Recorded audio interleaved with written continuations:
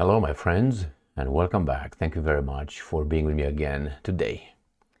What a humiliation, or what a disgraceful behavior. Which one is it? The world champion, the Ukrainian world champion, boxing heavyweight now, Alexander Usyk, was arrested, detained, and handcuffed by the Polish border guards. Is that how we call them? So I think this is disgraceful, or his behavior required that. So what happened? We have here about four articles at least, talking about Alexander Usyk's detention and being handcuffed by the Polish border guards. I will tell you two personal direct experience with the Polish border guards, direct ones, and those are one of the reasons why I don't fly through Poland. Now you can say, well, we don't even need you there. Well, it's a different story. But the point is, I will give you my two stories, direct stories, and let's see why Alexander Usyk was arrested. Here, this is the first article coming from Ukrainska Pravda. Ukrainian boxer, and I'm going to show you videos of him handcuffed. Now you can say, well, he did something wrong. Well, you don't get handcuffed if you didn't do something right. That the need of handcuffs were required. Let's put it this way, or maybe not. Let's see. As a disclaimer, I like Alexander Usyk very much, not only as a boxer, but I like his behavior outside of the ring. I've never seen him, anything outside of proving that he's a fantastic athlete and seems to be a very good person from what I saw so far. Here, Ukrainian boxer Usyk arrested at Krakow airport, Cracovia airport video. So the world champion on 4 little WBC and IBO, WBA, WBO, world heavyweight champion Alexander Usyk has been arrested at the airport in Cracovia. The circumstances of the arrest are being investigated. Now let me show you some videos here. So this is Usyk and these are the Polish armed guards, it seems like. Let's do it like this and see. Handcuffed.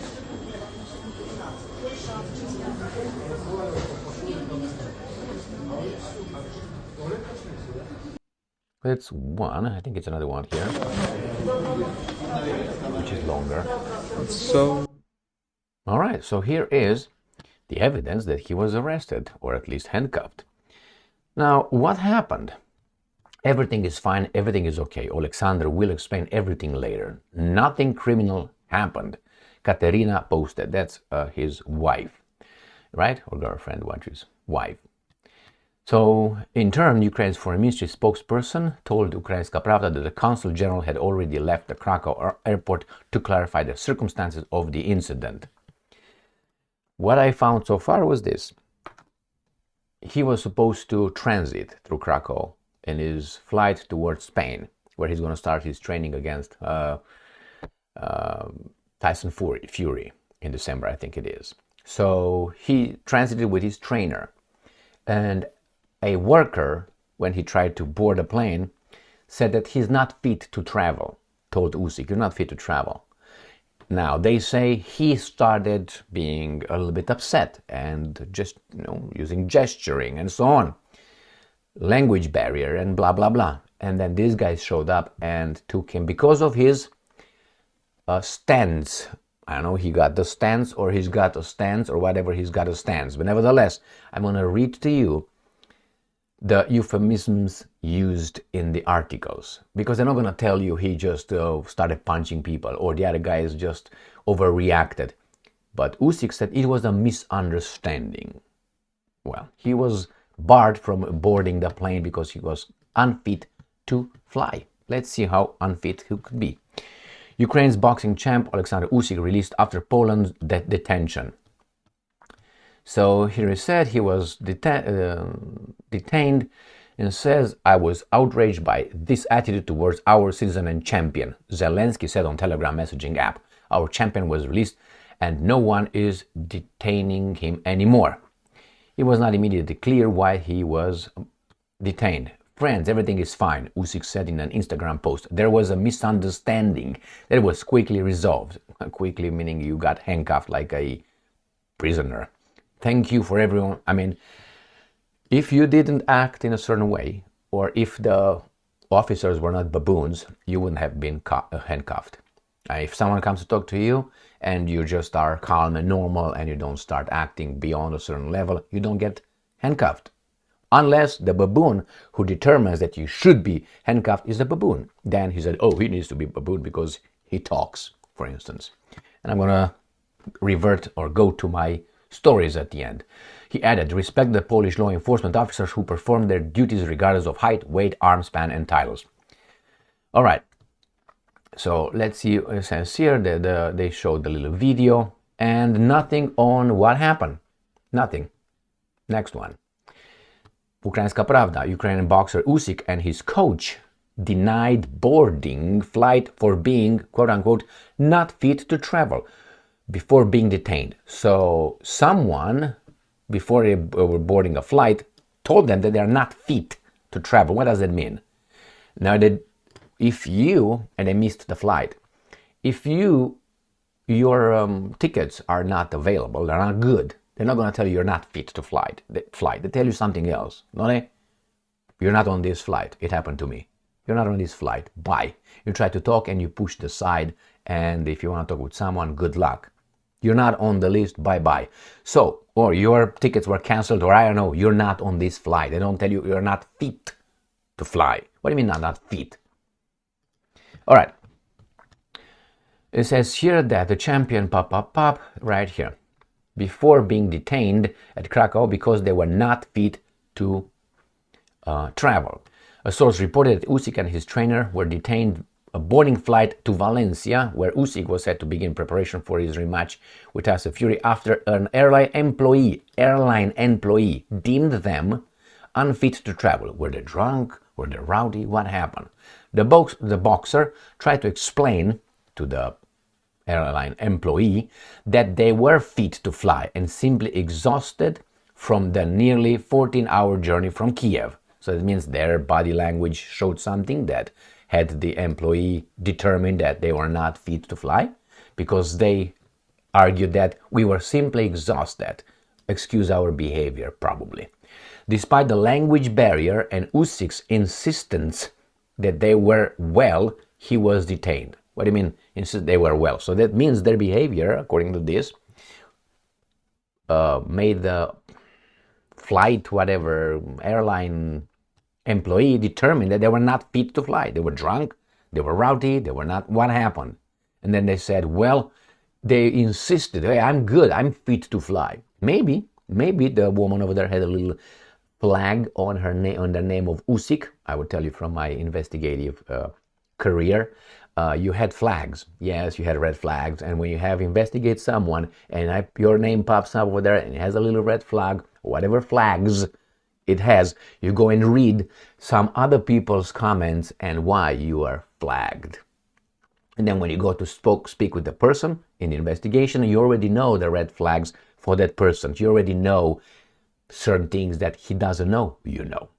Good luck. Welcome to this kind of art of job, whatever.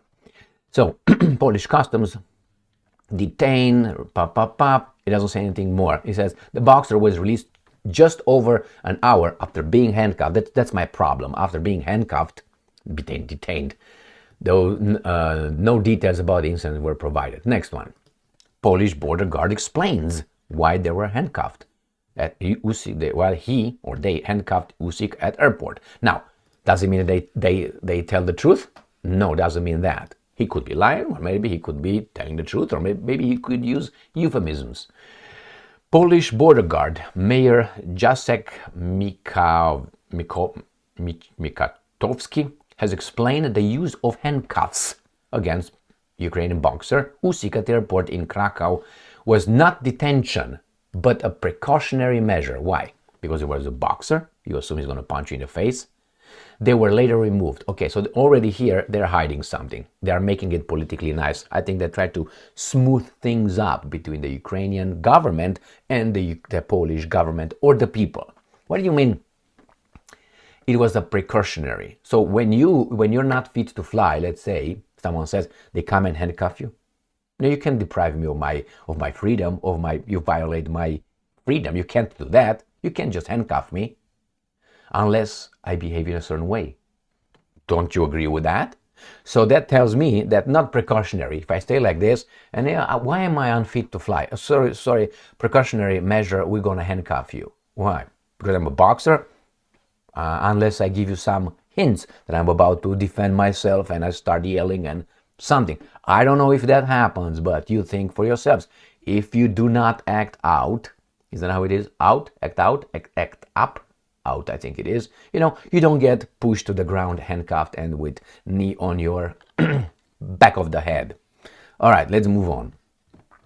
This guy, the border guard, said that Usyk and another man were withdrawn. A euphemism. What do you mean withdrawn? What, like take a child out of school? From the flight. And as a result, they lost their passenger status. So they were withdrawn from the flight. And then you lost because of their behavior. He said that the men did not want to go to gate when airport security called for them. They didn't want to go. And I'm quoting, they did not want to go to the gate when called by the airport security service, so we were called to deal with the issue. This issue, he added. The border guard reported that the use of handcuffs was due to the man's excessive gestures. You see, euphemisms. Excessive gestures like jabs and uppercuts, or, whatever. Is that what it is? Hooks?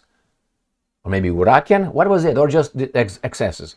Hey, man, come on, man, stop, man. What is it? I think they were a little bit upset. And yeah, you should be upset when these guys take you out of the flight and then they queue up. Now, let's go further. The handcuffing was related to the gentleman, it's a singular, posture, not both men. The handcuffing was related to the gentleman's posture. What does that mean? Like this posture, like this posture? What was the posture? Grabbing his balls? Both men were gesticulating a lot because they were unhappy that they missed their flight. Therefore, the handcuffing was a completely precautionary measure. In the office, the handcuffs were removed immediately. All right, so that's what it is. Another one is from this, look at this, CNN, Ukrainian boxing champion Alexander Usyk released after misunderstanding which led to detention in Poland. If you read this article right here, you don't find anything informational. Anything that you will read in this article, or you will read in this article, or you will read in this article, maybe in this one because it's zero. And my point is, I read the Russian media because they tell you, and it's not Russian over there, it's Ukrainian. But I read that because they give you more concise and more information than these guys. These guys are just beating around the bushes like you're a baboon. Like, give me the information, give me the pictures, give me the video. I want to see it. No, they don't want to show it to you. So what happened? The guy was arrested. They were pulled out of a flight. Why? I don't know. Then they were taken out, and then these guys were upset. They lost their flight. Therefore, they were very angry, gesticulating, probably cursing, and what is going on. The guys showed up and said, calm down, calm down. The guy said, no, fuck you, I want to live, I'm losing time, I'm on schedule, on my time, and so I'm losing this and that. The guy said, turn around, pop, pop, pop. They cooperated, and they were taken and asked a few questions. Now, this is what happened to them. What happened to me? On two occasions, I crossed. One time I was again like Usyk. I was just how do you call it? Transitioning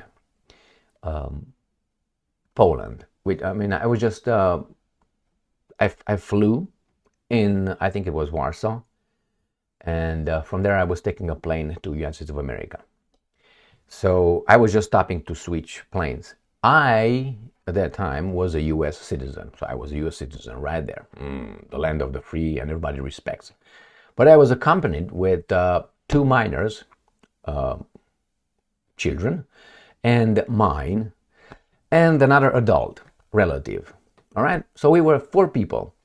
That person was old. I was young, U.S. citizen, both children U.S. citizens, and the other one with no problem of traveling.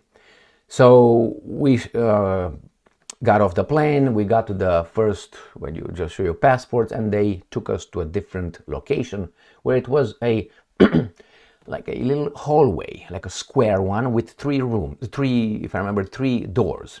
So they opened the doors, no windows. They got in there and they said, wait here. And they closed the three doors. You didn't have any windows and the doors had no windows. So, and there were no chairs. You were sitting up, standing up, sitting up, yeah, standing up. The four of us. Remember, two children, very young. Two children. It was not trafficking because all the documents were okay. If they had a problem with the documents, we would have been spoken when we met the officer or the whatever received us on landing. And I said, everything was good, just come over here, please. So we stayed over there. So from time to time, these kind of officers were come through these doors or getting in and out. So this was just a hallway of transit. It was not a detention room. It was not an interrogation room. It was not a waiting room. It had no chairs, nothing.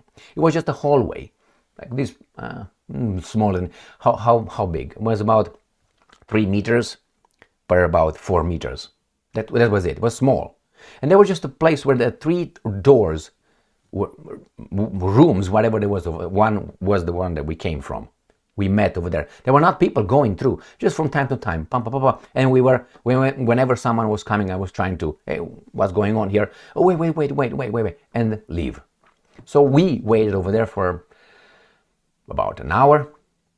The children started sitting down, crying, blah, blah, blah, blah, blah. Anyway, tired and so on. And after that, someone came in, opened the door and said this way. And we went that way. That's it. I don't remember. There were no cameras in there or anything. So they opened the door and directed us towards, and they released us. That was my experience with, I think it was Warsaw Airport. That's what my friends, that was the experience. And I was like, no explanation. What happened? Why? Remember, citizen. The other one was not a citizen, but nobody told us anything about anything. At that time, it was a long time ago. I don't think I was flagged.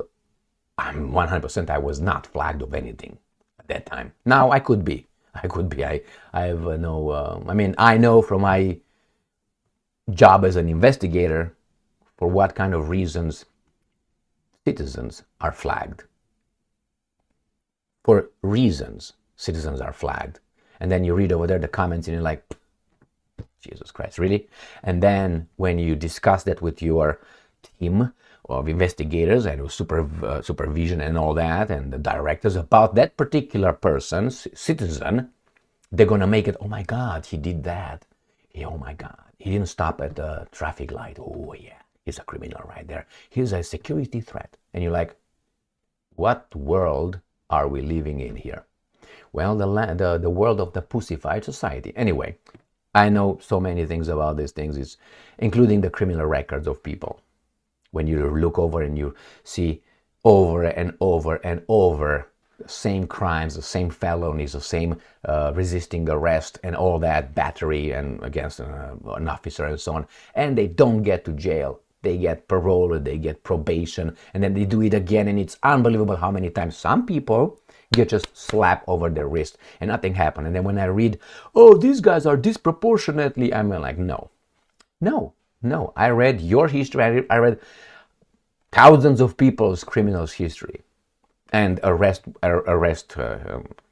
incarceration, how do you call it, history, records. No, it's not like that at all. If you commit a crime, you get arrested. That's the whole point. If you don't commit a crime, you don't get arrested. This guy was under suspicion that he did something. What I think he did, overreacted. Now, the other incident, the other story happened when I used to be part of the Romanian Karate Kyokushin national team. So I was a national team of Romania. And we were traveling towards Kaunas. Kauno, in Lithuania. So we're going to Kaunas in Lithuania. It was 1990 something, before 1997, let's put it this way. And it was the European Championship. So we were traveling with a little bus from Romania, and then went to Hungary, and then I think it was Slovakia, and then you go to Poland, and then you go to Lithuania. So we went through Krakow. At the end, I slept a night over there, I think it was. Nevertheless, so we went, and we were at the border from, if I remember correctly, Czechoslovakia, Slovakia, and Poland.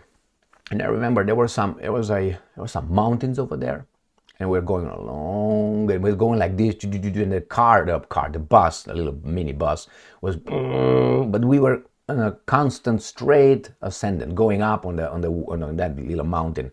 And then it was the border shack over there. It was like anyway. So we got over there. So the team was formed of Romanians, and one of our team members, I can't remember his name, to be honest with you, but I think he was he was nicknamed Pisto. Pisto is a Hungarian nickname.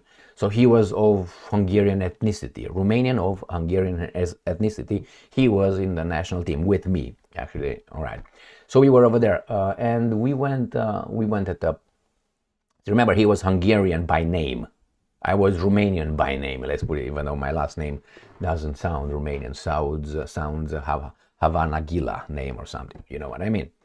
Anyway, so we went over there, and they stopped. They looked at our passport, and they looked at this guy and said, "You come over here." Looked over the passport. These were the Poles border guard. They looked over the. I can tell you another story as well. I will. And then they looked over the passport, and this guy said, "That's not you." What do you mean it's not you?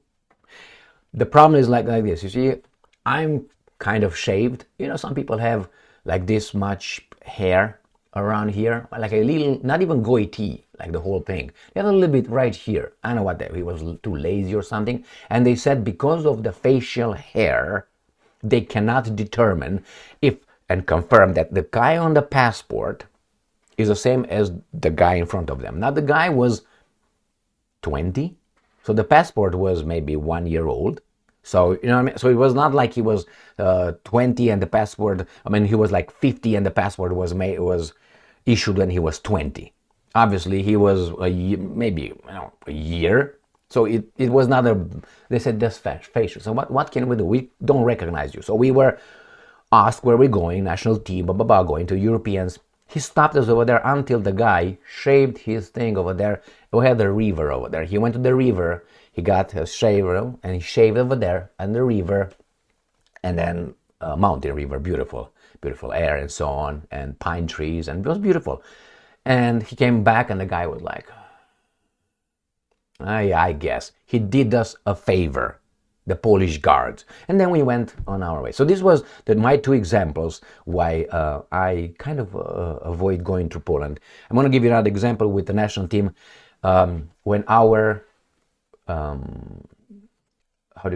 director, chief of the federation, the Karate Kyokushin Federation, was detained, arrested, handcuffed, and taken to the police station because we stopped at the restaurant in Poland already, and on our way to the European champion, whatever it was, I can't even remember what it was. And he ate and he drank I don't know if it was Red Bull or something, and he was driving, and then he drove the little, a bus, minibus, and he was stopped by the police, arrested, handcuffed, bombed, and taken because he drank alcohol, but he drank an energy something. Someone reported this guy or whatever happened.